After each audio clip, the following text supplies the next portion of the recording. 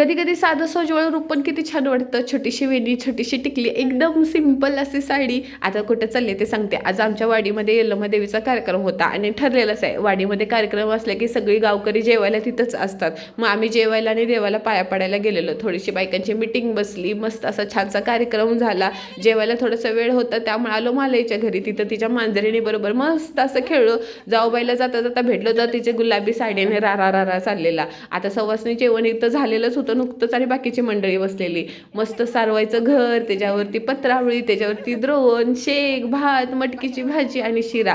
वेगळीच मजा आहे बरं का हे सगळं आनंद घेण्याचा. गावाला गेलं म्हणजे असा योग घडला म्हणजे बाबा बोलतात ना, एक काहीतरी चांगला कार्यक्रम झाल्यासारखं फील येतं. लाईट एकदम डिमडिम होती पण सगळ्याच्या चेहऱ्यावर लई जाम खुशी होती.